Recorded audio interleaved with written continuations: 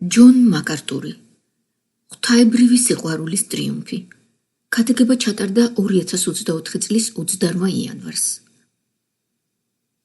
თქვენ შეიძლება ელოდით, რომ გამოცხადების წიგნს წავიკითხავდი და მალე გავაკეთებ კიდეც ამას, არ ვიცი კი როდის, მაგრამ მინდოდა დღეს ყველა თქვენგანი გამემხნევებინეთ, როცა ამაზე ვფიქრობ 55 წლიანი მსახურების ბოლო კვირას.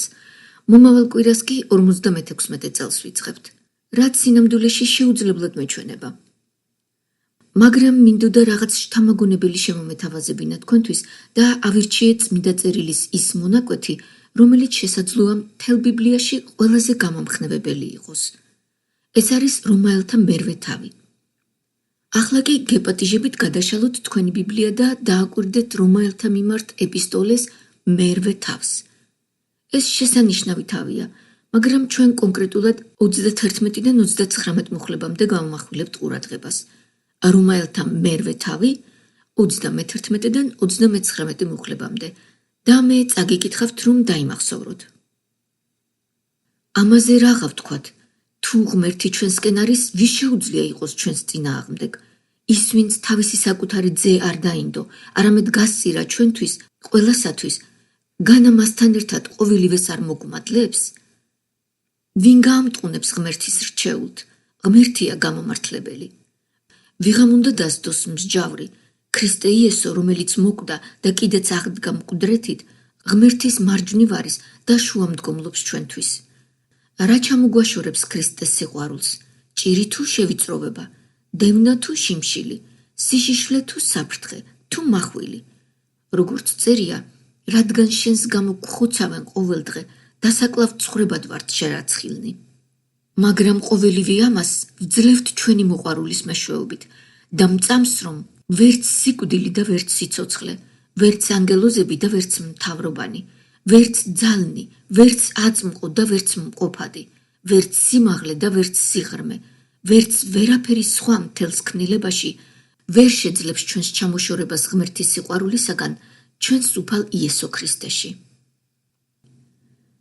ამ მონაკვეთს დავარქვი ღვთაებრივი სიყვარულის ტრიუმფი, რადგან ეს სწორედ ასია. ეს წმინდა წერილის წარმოუდგენლად მნიშვნელოვანი მონაკვეთია და როგორც თქვი, შესაძლოა ახალი აღთქმის ყველაზე შთამაგონებელი ამონარიდი. გასულ კვირას უსმენდი ფსიქოანალიტიკოსებს. ჩანაწერი იყო, სადაც ისინი საუბრობდნენ იმაზე, თუ რა სჭირდებათ ადამიანებს ყველაზე მეტად და გასაკვირი არ არის, რომ ისინი ამ დასკვნამდე მივიდნენ. პირველი, საკვები, მეორე, წყალი და მესამე, თავშესაფარი. მაგრამ ამის გარდა, ჩემთვის საინტერესო იყო იმის გაგება, რომ კაცობრიობის მეოთხე სასოწარკვეთილი მოთხოვნილებაა, რომ ის უყვარდეთ. ადამიანებს სიყვარული სჭირდებათ. გასაკვირი არ არის, რომ ისინი ამაზე ლაპარაკობენ, რადგან უამრავი ადამიანია უსიყვარულოდ დარჩენილი, ან ისეთები, რომლებიც თვლიან, რომ ის არ უყვართ. რის გამოც თავს უბედურად გრძნობენ და ნარკოტიკებისა და ალკოჰოლის მეშვეობით ცდილობენ ამისგან თავის დაღწევას. ზოგჯერ კი თვითმკვლელობით ამთავრებენ ცხოვრებას უსიყვარულოდ დარჩენილნი. ადამიანებს სჭირდებათ, რომ იგი უყვარდეთ. ადამიანები ხარობენ, როცა უყვართ და განადგურებულნი არიან, როცა სიყვარული კრახით მთავრდება. ალბათ არაფერია უფრო დამანგრეველი, ვიდრე გიყვარდეს და მიგატოვონ.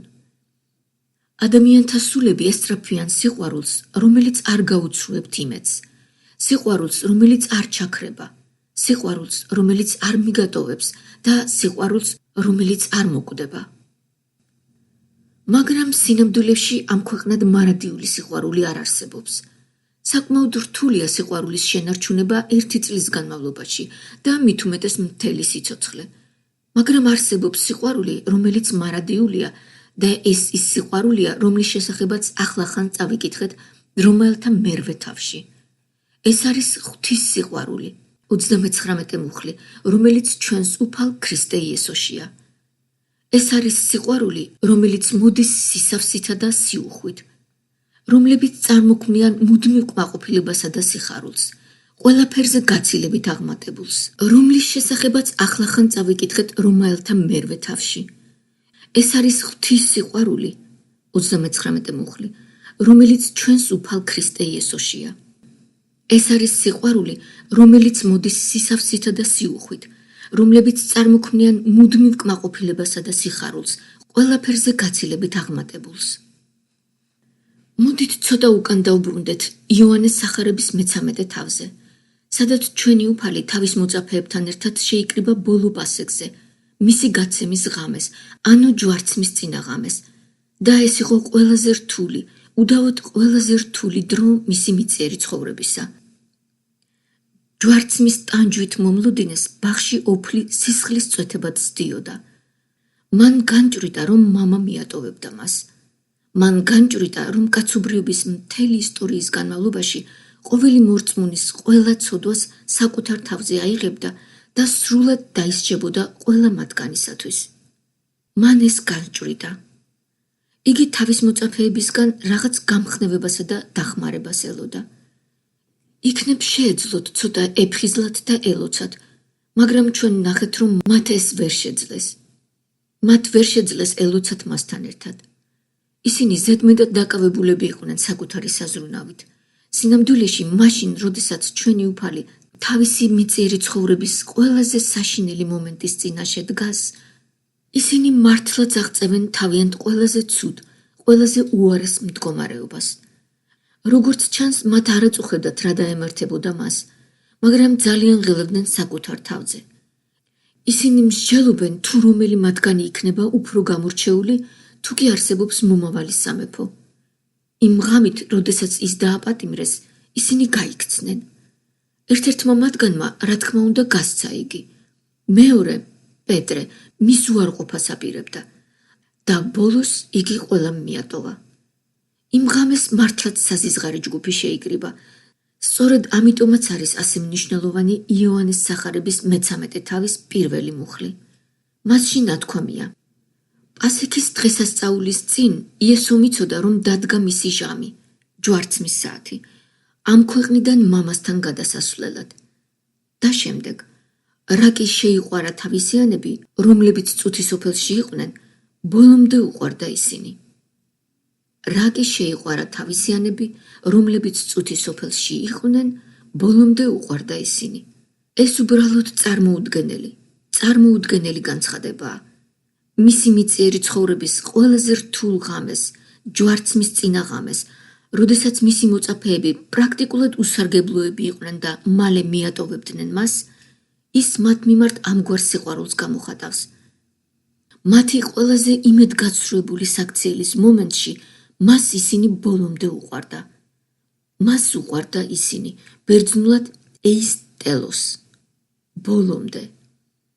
ან შეიძლება ითქვას უსაზღვროდ, ან სრულიად, ან ყველა სხვა სიყვარულზე აღმატებულად, ან მისი სიყვარულის უნარის ფარგლებში. ქრისტეს არასოდეს ყვარებია ისინი ისე, როგორც იმ ღამეს, მათი ყველაზე საზიზღარი სახის გამოვლინებით, რადგან მას არ შეეძლო მათი ნაკლებად სიყვარული. მას უყვარდა ისინი ბოლომდე, სრულად, მაქსიმუმამდე. ეს არის სიყვარული, რომელიც თავისიანებისთვის არის განკუთვნილი. მას უყვარდა თავისიანები, რომლებიც წუთის ოფელში იყვნენ. თავისიანები, რომელთა მეხუთე თავის მერვე მუხლში ნათქვამია, რომ ღმერთმა თავისი სიყვარული გამოავლინა, იმით რომ ქრისტე მოკვდა მათთვის, როცა ისინი ჯერ კიდევ ცოდვილები იყვნენ. მას უყვარდა ისინი. უყვარდა ისინი მათი ყველაზე ბნელი, იმედგაცრუების მომგვრელი საქციელის მომენტშიც კი. უყვარდა ისინი მაშინაც კი, როდესაც მათი ყველა ცოდვა მასზე იყო დაკისრებული, ყველა დანარჩენის ცოდვასთან ერთად, ვინც კი ოდესმე მისი მორწმუნე გახდებოდა. მას უყვარდა ისინი მარადიული, უსაზღვრო სიყვარულით. ეს მართლაც ზედმეტად კარგად ჟღერს. შეგვიძლია ვიყოთ დარწმუნებული, რომ მას სწორედ ასე ვუყვარვართ. ეს არის ძლიერი, ძალიან ძლიერი ჭეშმარიტება და საჭიროა მისი სრულად გაგება. და მის სრულად გასაგებად რომაელთა მერვე თავს უნდა დავუბრუნდეთ. ვფიქრობ, აქ გვაქვს ამ სიყვარულის უდიდესი გამოხატულება, რომელიც არის eis telos, მაქსიმალურად, სრულად, ბოლომდე. ის აქ არის აღწერილი. და ის, რაც მე წაგიკითხეთ, უნდა იყოს ყველაზე ძვირფასი სულიერი რეალობა ყველა სულიერ რეალობას შორის, რადგან ჩვენ გვარწმუნებს, რომ გვაქვს მარადიული ხსნა, რადგან გვყავს ღმერთი, რომელსაც მაქსიმალურად უსაზღვროდ ვუყვარვართ. მაშასე რომაელთა მერვე თავის 31 მუხლი. პავლე ამ მონაკვეთს იწყებს შეკითხვით. მაშ რა ვთქვათ ამ ყველაფერზე? რა არის ჩვენი პასუხი? რა ყველაფერზეა საუბარი? და ესაა ხსნის მთელი რეალობა. ის დაიწყო მესამე თავის მე-20 მუხლიდან, გაიარა მესამე, მე-4, მე-5, მე-6, მე-7 თავები და მიაღწია მერვე თავამდე. როგორია ჩვენი რეაქცია ამ საოცარ ხსნაზე? და ამის შეჯამება მოცემულია 28-დან 30 მუხლებამდე და წინა რამოდენიმე მუხლში. ჩვენ კი ვიცით, რომ ღვთისმოყვარულებს, მისი განზრახვით მოწოდებულებს ყოველივე სასიკეთოდ ეწევა. ვინაიდან ვინც წინასწარ იცნო, მათ წინასწარვე განუსაზღვრა თავისი ძის ხატების მსგავსად ყოფნა, რათა იყოს პირმშო მრავალ ძმას შორის. ხოლო ვისაც განუსაზღვრა, მათ მოუწოდა კიდეც, და ვისაც მოუწოდა, ისინი გაამართლა კიდეც, და ვინც გაამართლა, ისინი განადიდა კიდეც. ეს არის არსი ყველაფრისა მესამე თავის მე-20 მუხლიდან მოყოლებული, რომ ჩვენ წინასწარ ვიყავით განსაზღვრულნი, მოწოდებულნი, გამართლებულნი და ვიქნებით განდიდებულნი. და უფალი შეასრულებს ამ მიზანს იმით, რომ ყველაფერი გვეწევა სასიკეთოდ. ყველაფერი. მაშასე 31 მუხლი. რა ვთქვათ ამაზე? როგორი უნდა იყოს ჩვენი რეაქცია ამ გასაოცარ ხსნაზე? ჩვენი ხსნის ყველა რეალობა, რომელიც აღწერილია მესამე თავიდან და შემდეგ, ყველა პრობლემა, რომელიც გვხვდება ჩვენი ცხოვრების გზაზე, ყველაფერი მოქმედებს ჩვენი საბოლოო დიდებისთვის. რა უნდა ვთქვათ ამაზე? ეს თავი პირველივე მუხლიდან იწყება იმ განცხადებით, რომ თუ ჩვენ ქრისტეში ვართ, არასოდეს ვიქნებით მსჯავრდადებულნი. ჩვენ გავთავისუფლდით მსჯავრისაგან, განკითხვისა და სასჯელისგან. რა ვთქვათ ამგვარ დიდ ცულოვნებაზე? რა ვთქვათ ღმერთზე, რომელსაც უსაზღვროდ ვუყვარვართ, თავისი შესაძლებლობების ზღვარამდე, რომელიც უსასრულოა, რომელსაც არ შეუძლია ვუყვარდეთ ამაზე მეტად ან ნაკლებად. რა ვთქვათ? რა არის ჩვენი პასუხი ამაზე? ის იმდენად დაუძლეველი და უსაზღვრო ჩანს, იმდენად მოწყალე და მადლიანი, რომ გვაფიქრებინებს, ნუ თუ ეს შესაძლებელია. არსებობს ორი ჰიპოთეტური შესაძლებლობა. მას შეუძლია გადაწყვიტოს ჩვენი უარყოფა, ან ჩვენ შეგვიძლია გადავწყვიტოთ მისი უარყოფა. არის თუ არა ეს შესაძლებელი? არის თუ არა შესაძლებელი, რომ ამათგან რომელიმე მოხდეს? ეს უბრალოდ ძალიან კარგია. ნუ თუ სადმე, როდესმე ღმერთი ამბობს, იცით, მე დიდი ხანია შენზე ვმუშაობ და შენში ვერ ვხედავ პროგრესს. მორჩა, დავიღალე შენგან იმედგაცრუებებით. დავიღალე შენი დანაშაულებებით. დავიღალე ერთი და იგივე გაკვეთილების სწავლებით, რომელთა სწავლაც როგორც ჩანს შენ არ შეგიძლია. შენ მარცხვენ მე, შენ შეურაცხყოფ ჩემს სახელს და ჩემს ეკლესიას. უკვე ყელში ამომივიდა და ჩემი უწმიდესობა მოითხოვს, რომ ეს აღარ მოვითმინო. ამიტომ დასრულდა. თქვენი ხსნა გაუქმებულია. მე შემიძლია ამის გაგება. ვფიქრობ, ჩვენ ყველას შეგვიძლია ამის გაგება. მეორეს მხრივ კი თქვენ შეიძლება თქვათ. ღმერთო, ცოტა არ იყოს დავიღალე შენი მოქმედებებით. ნუ თუ ცხოვრება ასე რთული უნდა იყოს. ნუ თუ ჩემი ქმარი ასეთი სულელი უნდა იყოს. ნუ თუ ჩემი შვილები ასეთი ურჩები უნდა იყვნენ. ნუ თუ უფროსებმა ასე უნდა გამიმწარონ ცხოვრება. ნუ თუ მე ასე ავად უნდა ვიყო. ოდესმე დამთავრდება ეს? ჩემთვის გასაგებია ჰიპოთეტური შესაძლებლობა იმისა, რომ ვინმე მთქვას, საკმარისად ვიტანჯე. განსაკუთრებით მაშინ, თუ მას დაპირდნენ ჯანმრთელობას, სიმდიდრეს და კეთილდღეობას. მაგრამ არის თუ არა შესაძლებელი რომელიმე ზემოთქმული რომ მოხდეს? შეუძლია ღმერთს შეწყვიტოს ჩვენი სიყვარული? არის კი რამე ისეთი, რაც მას ჩვენ სიყვარულს შეაწყვეტინებს, ან არსებობს რამე, რაც ჩვენ გვაიძულებს შეწყვიტოთ მისი სიყვარული? ეს არის ის ორი კითხვა, რომელზეც პავლე აქ პასუხობს. მოდით განვიხილოთ ის, რაც 31-დან 34 მუხლებამდეა მოცემული. შეუძლია ღმერთს შეწყვიტოს საკუთარი თავის სიყვარული? შეუძლია ღმერთს უარყოს საკუთარი თავი? მე გიპასუხებთ, არა და არა. მაგრამ შეხედეთ 31 მუხლს. თუ ღმერთი ჩვენსკენ არის, ვინ გამოვა ჩვენს წინააღმდეგ? ეს არის ერთ-ერთი უდიდესი განცხადება წმიდა წერილში. ღმერთი ჩვენკენაა. გსმენიათ ეს? მე ვფიქრობ, ზოგჯერ ქრისტიანებიც კი ფიქრობენ, რომ ღმერთი მათ წინააღმდეგაა, ან ნეიტრალურია, ან უბრალოდ მუდმივი იმედგაცრუების მდგომარეობაშია. მაგრამ არა, ღმერთი ჩვენკენაა. ეს არის სახარების ყველაზე ძვირფასი ჭეშმარიტება. ღმერთი ჩვენკენაა. თქვენ ახლახან მოისმინეთ 26 ფსალმუნის სიმღერა ფილის შესრულებით. ნებამომეცით წაგიკითხოთ პირველი 3 სტროფი. უფალი არის ჩემი სინათლე და ხსნა ჩემი. ვის შევუშინდე? უფალი ბურჯია ჩემი სიცოცხლისა. ვისგან შევწრწუნდე? თუ დამესხმიან თავს ბოროტნი ჩემს ჩასანთქმელად, ჩაგვრელნი ჩემნი და მტერნი ჩემნი, თვით წაბორძიკდებიან და დაეცემიან.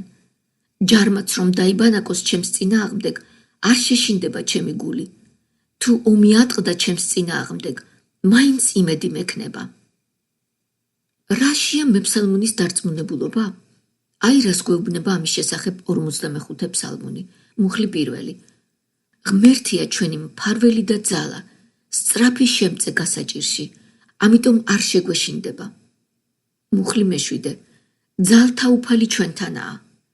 მუხლი მე-11. ჩვენთანაა ცაბაოთ უფალი. ფსალმუნი 55 მუხლი 4.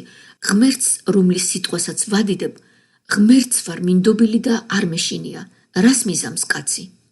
მოусმინეთ 93 ფსალმუნს, მუხლები 11 და 12. რადგან მზედაფარია უფალი ღმერთი, მადლისა და ღირსების მომნიჭებელია უფალი, სიკეთეს არ მოაკლებს უბიწოთ მოარულთ. უფალო ძალთა, კურთხეულია კაცი შენზე მონდობილი. ფსალმუნი 17, მუხლი 6. უფალი ჩემთანაა. შესანიშნავი განაცხადია, უფალი ჩემთანაა, არ შემეშინდება. მოусმინეთ ესაიას 50 თავის მე-7-9 მუხლებს.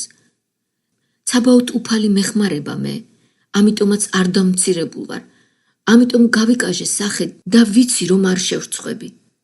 მიახლოვდება ჩემი გამომართლებელი. ვინ არის რომ მედავება? ერთად დავდგეთ, ვინ არის ჩემი მომჩივანი? მოვიდეს ჩემთან. აჰა, ცაბაოთ უფალი მეხმარება მე, ვინ უნდა გამომტყუნოს? ღმერთი ჩემსკენაა. წამოაყენე შენი ბრალდებები. ესაია 54 თავის მე-17 მუხლი. ყოველი იარაღი შენს წინააღმდეგ რომ იჭედება, გაცუდდება და ყოველ ენას, რომელიც შენს წინააღმდეგ წარსდგება სამსჯავროში, შენ დასძლებ. ეს არის ხვედრი უფლის მონათა და მათი გამართლება ჩემგან არის, ამბობს უფალი. ან შესანიშნავი ენა იოანესი სახარების 100 თავი. ჩვენი უფალი თავის ცხვრებზე ასე აცხადებს.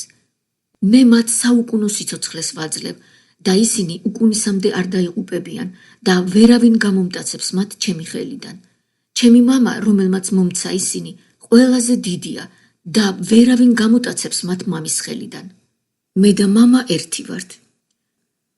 მხოლოდ რამდენიმე მონაკვეთია წმიდა წერილში, რომელიც მიუთითებს, რომ ღმერთი ჩვენკენაა. ის ჩვენს მხარესაა.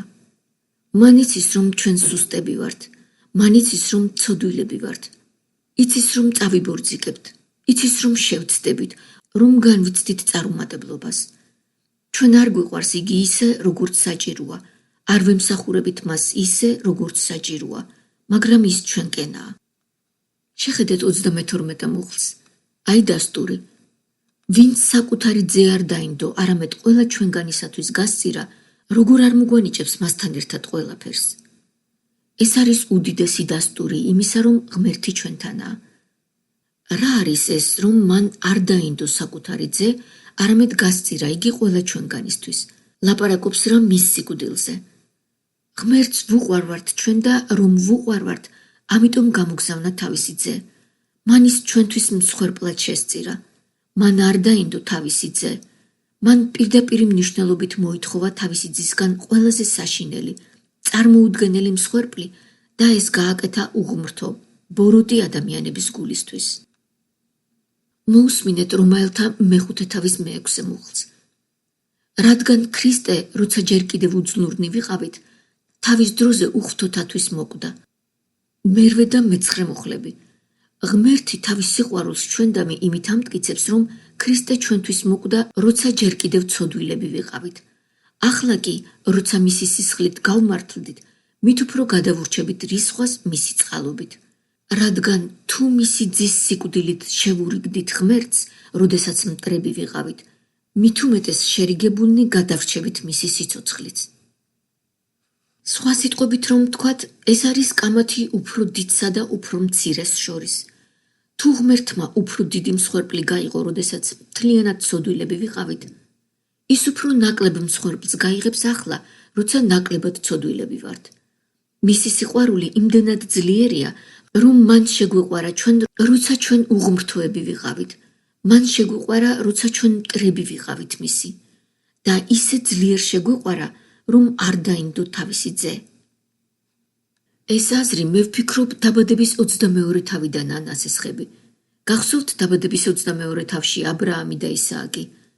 დაუთხრა ღმერთმა აბრაამს: მსურს წაიყვანო შენი ერთადერთი ძე, შენი ერთადერთი კანონიერი ძე, აღთქმის ძე და შესწირო იგი მსხვერპლად. მოусმინეთ დაბადების 22 თავის მე-12 მუხლს. აბრაამი მზადაა მიუძღვნას ისააკი. კარგი, ჩემ შვილს არ დავინდობ, ეს არის რაც შენ მთხოვე გამეკეთებინა. მე-11 მუხლში უფლის ანგელოზი აბრაამს ეუბნება: ჰეი, აბრაამ, გაჩერდი, ნუ აღმართავ ხელს ყმაწვილზე და ნურაფერს დაუშავებ. ახლა კი ვიცი, რომ ღვთის გეშინია, რადგან არ დაინანე შენი ძე ჩემთვის, შენი ერთადერთი ძე. შენ მზად იყავი შემოგეწირა შენი ერთადერთი ძე, რომელთანაც იყო დაკავშირებული ყველა აღთქმა. მუხლი მე-15. მეორედ მოუხმო უფლის ანგელოზმა აბრაამს ციდან და უთხრა: ჩემ თავს ვფიცავ, ამბობს უფალი, რადგან ეს გააკეთე და არ დაზუგე შენი ძე, შენი ერთადერთი ძე, ამიტომ დიდად გაკურთხებ. აბრაამმა არ დაინანა თავისი ძე, მაგრამ ღმერთს არ მოუთხოვია მისი სიკვდილი. ამასთან ღმერთმა არ დაინანა თავისი საკუთარი ძე და მოითხოვა მისი სიკვდილი. უფალმა ინება, ესაიას 59 თავის მე-10 მუხლი. უფალმა ინება შემუსვა მისი. აი ასეთი კონტრასტია აბრაამთან. აბრაამი მზად იყო თავისი ვაჟი შეეწირა, მაგრამ არ მოსთხოვეს. უფალი მზად იყო შეეწირა თავისი ძე და ეს აუცილებელი იყო. და დაუბრუნდეთ რომაელთა მერვე თავს. ეს იყო მისი საკუთარი ძე და მან გადასცა იგი სასჯელს. გადასცა იგი ფაქტობრივად ლუკას სახარების 22 თავის თანახმად სიბნელის ძალას, თავად სატანას, რომელმაც გამოიყენა სიკვდილის იარაღი. მაშასე, თუ ღმერთი მზად იყო ამის გასაკეთებლად ჩვენთვის, მაშინ როცა უხთო ცოდვილები ვიყავით, პავლე ამბობს, განა მასთან ერთად ყოველივეს არ მოგვმადლებს, განა ახლა, როცა ჩვენ მას ვეკუთვნით და ჩვენი ცოდვებისთვის მსხვერპლი სრულად არის შეწირული, ყველაფერს არ მოგცემს? ღმერთმა ის აქცია წყევლად ჩვენს ნაცვლად. მან თავისი ძე გადასცა სასჯელს, მან ძე მიტოვებისთვის გასწირა და ეს გააკეთა მაშინ, როცა ჩვენ ცოდვილები ვიყავით. ვინ გადასცა იესოს სიკვდილს? არა პილატემ შიშის გამო, არა იუდამ ფულის გამო, არა იუდეველებმა შურის გამო, არამედ მამამ, სიყვარულის გამო. და კიდევ ერთხელ შევხედოთ 32 მუხლს. ჩვენთვის ყველასთვის, ვინ არის ეს ჩვენ ყველა? ეს იგივე ჩვენაა, რაც 31 მუხლშია, იგივე ჩვენ, რომლისკენაც ღმერთია. იგივე ჩვენ, ვის შესახებაც ღმერთი ამბობს, რომ ის ჩვენკენაა, ღმერთი ჩვენკენაა. ისინი მისი საკუთრებაა. და ვინ არიან ისინი? ისინი, ვინც მან წინასწარ იცნო, მუხლი 29, წინასწარ განსაზღვრა, მუხლი 30, მოუწოდა, გაამართლა და ერთ დღეს განადიდებს. მან არ დაინდო თავისი ძე, არამედ გასწირა იგი ჩვენთვის ყველასთვის. ეს ეხება ყველა მორწმუნეს, ყველა რჩეულს. და მთავარი აზრი კიდევ უფრო ნათელი რომ გახდეს, თუ ის ასე მოიქცა, როგორ არ მოგცემს მასთან ერთად ყველაფერს? როგორ შეეძლო რაიმე დაემალა, რომ არ მოეცა ჩვენთვის? რა არის ყველაფერი? ქრისტეში ყოველგვარი სულიერი კურთხევა ცათა შინა. ეფესელთა 1:3. ეს არის სახარების განსაცვიფრებელი რეალობა, რომ ღმერთმა შეგვიყვარა, როდესაც მისი მტრები ვიყავით, როდესაც უღმერთოები ვიყავით და მას ვუყვარდით უსასრულო, მარადიული ხარისხით. და ეს სიყვარული გაუძღვა მას მსხვერპლის გაღებისკენ, რომელიც სამუდამოდ დაგვაშორებდა განკითხვისაგან და მარადიულ დიდებამდე მიგვიყვანდა, რადგან ეს იყო მისი სიყვარულის გეგმა. და თუ მან ეს მაშინ გააკეთა, როცა მისი მტრები ვიყავით, რას იზამს ახლა იმისთვის, რომ ჩვენ, როგორც მისი შვილები, დიდებამდე მივიდეთ? არა, ღმერთი არ შეწყვეტს ჩვენ და მის სიყვარულს. ის არ შემოbrunდება ჩვენს წინააღმდეგ. ის არ აპირებს, რომ უეცრად დაგგვგმოს ან უარგვყოს. მან უკვე გასწირა თავისი ძე ჩვენი ყველა ცოდვისთვის. მაშასე, პავლე 33 მუხლში ამბობს, რა იქნება თუ გამოჩნდება ვიღაც და ბრალს წაუყენებს ღვთის რჩეულებს? შეიძლება ეს ღმერთს შეუმჩნეველი დარჩეს? ან მან არ იცოდეს? ჩვენ გვიჩნდება კითხვა, ვინ შეიძლება გააკეთოს ეს? მე ვიცი, ვინ გააკეთებდა ამას. გამოცხადების მე-12 მუხლის მე-10 თავის თანახმად, ეშმაკი არის ბრალმდებელი დღე და ღამე ღვთის წინაშე. იობის წიგნში პირველი თავის მე-9 მუხლში ის ღვთის წინაშე წარდგება და ცდილობს დაარწმუნოს ღმერთი, შეწყვიტოს იობის სიყვარული, წაართვას მას ხსნა. როგორ? ყველა იმ კურთხევის ჩამორთმევით, რომლებიც როგორც ეშმაკი ეუბნება, ერთადერთი მიზეზია, რის გამოც ის შენზეა მოჯაჭვული. დარწმუნებული ვარ, როდესაც ეშმაკი ღმერთის წინაშე წარდგება, მას მიაქვს სია. ნებამომეცი მოგიყვე ჯონ მაგართურზე. დაკვირვები ხარ მას ბოლო დროს? გესმის შენ ეს ჩამონათვალი? ეს სირცხვილია შენთვის, რატომ იტან ამას? ეს გავს ზაქარია წინასწარმეტყველის მე-3 თავს, სადაც სატანა ჩნდება, რათა ბრალი დასდოს მღვდელმთავარ იესო ნავესწეს. დიახ, ის არის ბრალმდებელი. მაგრამ ის არასწორ ადგილას მოვიდა, რათა ბრალი დასდოს ღვთის რჩეულებს. ღმერთს უკვე გამოტანილი აქვს საბოლოო განაჩენი. მან გაგვამართლა. მან მართლებად გამოგვაცხადა. ჩვენი ცოდვები სრულად გამოსყიდულია და მისი ძის სიმართლე ჩვენ ჩაგვეთვალა. მაშ ვის შეუძლია ბრალდება წარუდგინოს ღმერთს წარმატებით, რომლის შესახებაც ღმერთმა არაფერი იცის? ეს შეუძლებელია. თანაც წარუდგინოს ისეთი რამ, რაც ქრისტეს სიკვდილით არ არის დაფარული. ეს შეუძლებელია. სწორედ ამიტომ წერდა ჯონ უესლი, მამაცად დავდგები იმ დიად დღეს, ვინ დამადანაშაულებს, შენი წყალობით მე სრულად გავთავისუფლდი ცოდვისა და შიშისაგან, დანაშაულისა და სირცხვილისაგან. ჩვენ ამას ვმღერით და ეს სიმართლეა, ეს ჭეშმარიტია. ჩვენ ღვთის რჩეულები ვართ, მან აგვირჩია და გაგვამართლა და აგვირჩია, რათა დიდებამდე მივეყვანეთ. ღმერთი არასდროს შემოbrunდება ჩვენს წინააღმდეგ და ვერც მოწინააღმდეგის, სატანის მხრიდან ვერანაირი ვედრება ვერ შეცვლის მის ასრს. თქვენ იტყვით, მაგრამ რა მოხდება თუ იესო მივა მამასთან და ეტყვის, მე ძალიან იმედ გაცრუებული ვარ ამ ხალხით, იმდენი რამ არის, რაც ჩვენ უნდა ვაკეთოთ, მაგრამ ჩვენ გამუდმებით ვერევით მათში, რადგან ისინი ძალიან ცოდვილები არიან. მამაო, ნუ თუ არ შეიძლება უბრალოდ გაგეშვა ისინი და ჩვენ კარგებთან დავრჩენილიყავით. მუხლი 34. ვინ არის მსჯავრდებელი? სატანა ვერ შეძლებს ღვთის სამსჯავროზე გამოცხადებას, რადგან მას განაჩენი უკვე გამოტანილი აქვს. მაშ ვინ არის ქრისტე? გამოჩნდებოდა კი ქრისტე და იტყოდა, მე აქ იმისთვის ვარ, რომ ეს ადამიანი, ის ადამიანი და კიდევ ის სხვა ადამიანი დავსაჯო.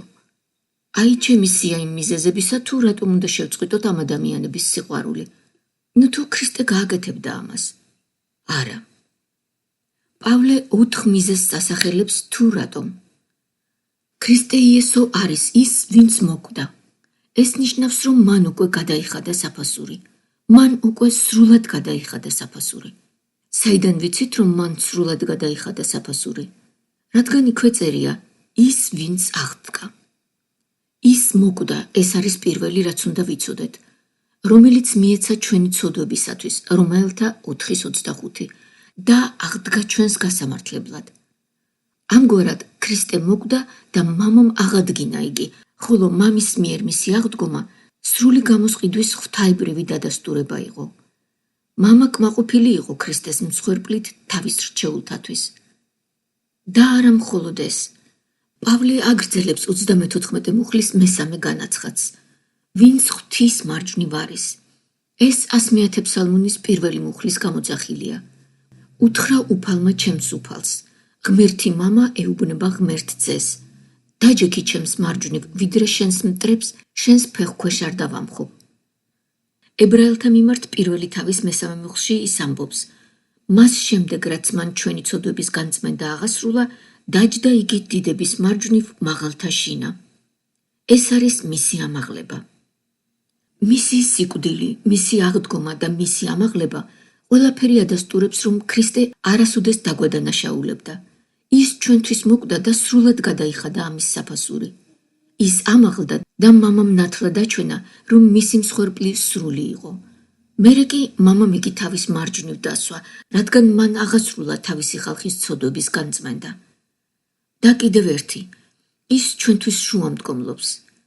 ის არ აპირებს ჩვენს განსჯას, ის ჩვენთვის მოკვდა, ჩვენთვის აღსდგა, თავისი სრულყოფილი მსხვერპლის წყალობით ზეცამდე ამაღლდა და ახლა მარადის ცოცხალია, რათა ჩვენთვის იშუამდგომლოს. ის მარადიულად ცოცხლობს, რათა ჩვენთვის იშუამდგომლოს. ის ჩვენი დიდი მღვდელმთავარია. იოანეს მე-11:42 მუხლში იესომ მამას უთხრა: ვიცი რომ ყოველთვის მისმენ. მას შეუძლია ღმერთს შეწყვიტოს ჩვენი სიყვარული? შეუძლია ღმერთს ჩვენი უარყოფა? არა. ღმერთი არ უარყოფს, რადგან მას უკვე ვუყვარდით, როცა ჩვენ უბადრუკნი ვიყავით. ღმერთი არ უარყოფს სატანის არანაირ ბრალდებით, რადგან სატანა მხოლოდ იმას გვაბრალებს, რისი საფასურიც უკვე გადახდილია. ქრისტე არასდროს შეწყვეტს ჩვენს სიყვარულს, რადგან მან სრული ფასი გადაიხადა იმისთვის, რომ ჩვენ არასდროს დაგვედოს ბრალი და ახლა ის ცოცხალია, რათა დაგვიცვას. როდესაც ვამბობთ, რომ ღმერთი ჩვენსკენაა, გულისხმობთ, რომ ის ჩვენსკენაა. და ერთ-ერთი გზა, რომლითაც ის ჩვენსკენაა, არის ის, რომ ქრისტე ცოცხლობს, რათა ჩვენთვის შუამდგომლობდეს და დიდებამდე მიგვიყვანოს. კარგი, იტყვით თქვენ. კარგი, მაგრამ რა მოხდება თუ შევწყვეტ ღმერთის სიყვარულს? არის ეს შესაძლებელი? სწორედ აქ მივდივართ 35 მუხლთან. ვინ ან რა დის ერთი და იგივე სიტყვაა ბერძნულად. არსებობს რაიმე, რასაც შეუძლია ჩამოგვაშოროს ქრისტეს სიყვარულს? შეგვიძლია ჩვენ გადავწყვიტოთ, რომ კმარა საკმარისია ჩვენთვის?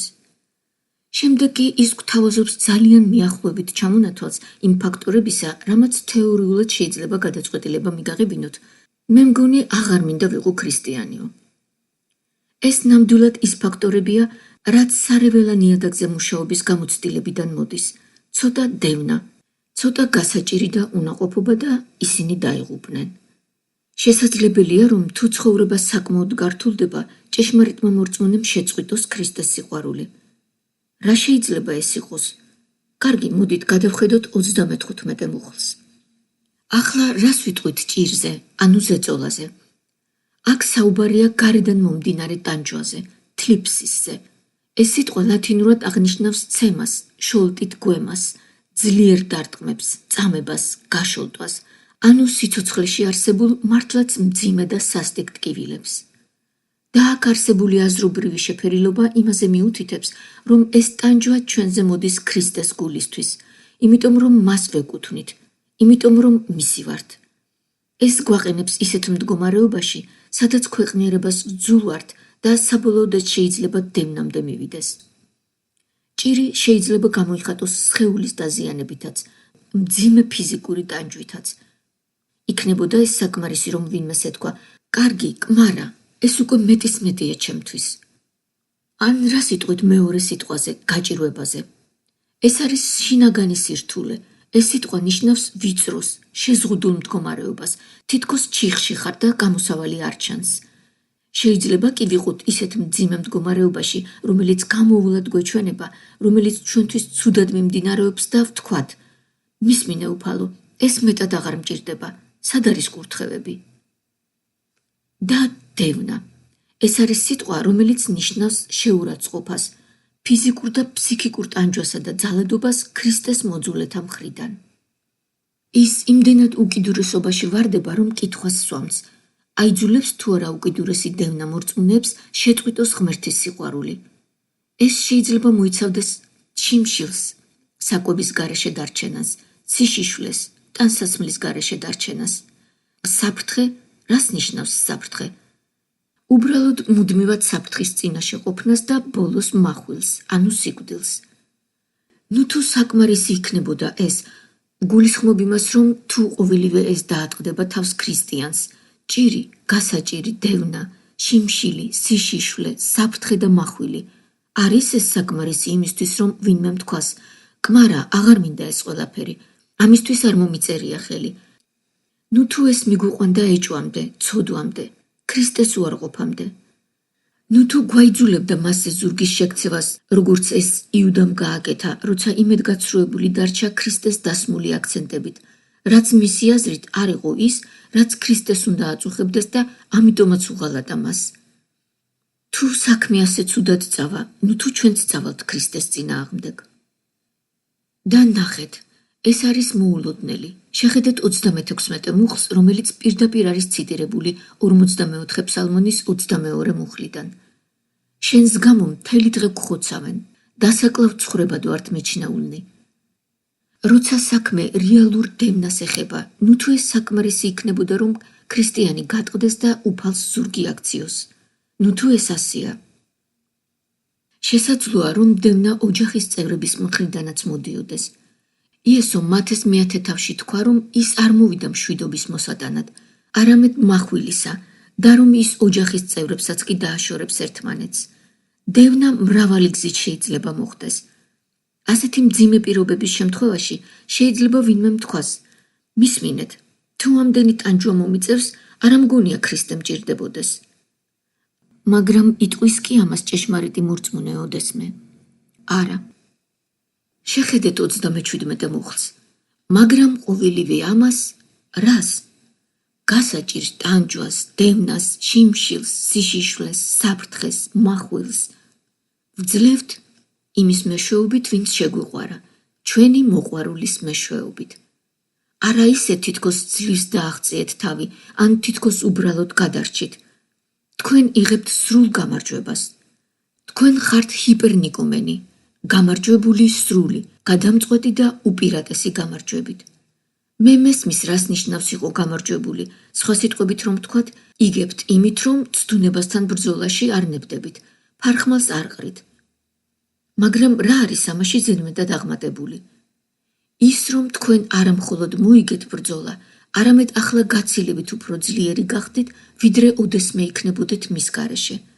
ამრიგად ეს სრულიად საპირისპირო შედეგს იძლევა იმისგან, რაც მტრის სურვილია. წაიკითხეთ ფოქსის მოწამეთა წიგნი, გამოიკულიეთ ამ წიგნის თანამედროვე ინტერპრეტაცია და წაიკითხეთ იმ ადამიანების ჩვენებები, რომლებმაც ქრისტეს გულისთვის მოწამეობრივი სიკვდილი განიცადეს, კოცონზე დაწვეს, מחვილით მოკლეს ან ენა ამოჭრეს. ნახეთ, რა თქოს მათ სიკვდილის პირისპირ მდგომებმა. მათი ჩვენებები განსაცვიფრებელია. ისინი არ ამბობენ, მე აღარ მიყვარს ქრისტე, ნეტავ არასდროს მქონოდა მასთან საერთო. ისინი სრულიად საპირისპიროს ამბობენ და სრულ გამარჯვებას აღწევენ იმის ძალით, ვისაც ისინი უყვარს. მათ უყვართ იგი ისევე, როგორც ჩვენ გვიყვარს, რადგან მან რა გააკეთა, პირველმა შეგვიყვარა. ასე რომ, თქვენ სრულად გამარჯვებული ხართ. თქვენ არა მხოლოდ იმარჯვებთ ცდუნებაზე და არ შეწყვეტ უფლის სიყვარულს, არამედ განსაცდელის დროს კიდევ უფრო ძლიერდებით, როგორც იესომ უთხრა პეტრეს. მას შემდეგ, რაც მოექცევი სატანის ამ განსაცდელისგან, შეძლებ ძმებისგან მტკიცებას. ქრისტეს პატივი უსაფრთხოდ არის დაცული მისივე მფარველობით. შეიძლება ეს მძიმე იყოს, შეიძლება საშინელიც იყოს და სიკვდილამდეც მივიდეს, მაგრამ ჭეშმარიტი მორწმუნეები იმარჯვებენ. რა არის ამ ყველაფრის შეჯამება? აი დასკვნა 38 და 39 მუხლები. რადგან დარწმუნებული ვარ, მომწონს ეს, დარწმუნებული ვარ, რომ ვერც სიკვდილი, უდიდესი მტერი ჯოჯოხეთის კარიბჭე, ვერც სიკვდილი, ვერც სიცოცხლე, მთელი თავისი საფრთხეებით, ყველა თავისი სირთულეებით, ყველა თავისი ცდუნებითა და ყველა თავისი უბედურებებით. სხვა სიტყვებით რომ ვთქვათ, არსებობის ვერც ერთი მდგომარეობა, ვერც სიკვდილი და ვერც სიცოცხლე, ვერც ანგელოზები. სავარაუდოდ ჰიპოთეტურად კეთილანგელოზებს გულისხმობს, მათაც რომ შეეძლოთ ჩვენი შეცდენა. ვერც მთავრობანი, რაც სავარაუდოდ ბოროტ ანგელოზებს ნიშნავს. ვერანაირი მდგომარეობა, სიკვდილი ან სიცოცხლე, ვერანაირი ანგელოზები, კეთილი თუ ბოროტი, ვერც აწმყო, აქ და ახლა, რა იგულისხმება? ყველაფერი. არ გამორიცხავს არაფერს, რაც კი ახლა არსებობს, ან მომავალს, რაც მომავალში იქნება. არაფერია დროში და არაფერია მარადისობაში. არაფერია არც ახლა და არც მომავალში. არც არსებობს რომელიმე მდგომარეობა, არც სიკვდილი და არც სიცოცხლე. არც ზებუნებრივი არსებები, არც წმინდა ანგელოზები და არც დემონები. არაფერი ამ საუკუნეში და დროში და არაფერი მომავალ საუკუნესა და მარადისობაში. და ის ჯერ არ ამთავრებს. ვერც ძალები, მრავლობითში, როგორც ახალ აღთქმაში გამოიყენება. ეს ტერმინი გამოიყენება სასწაულებისა და ძლევამოსილი საქმეების აღსანიშნავად.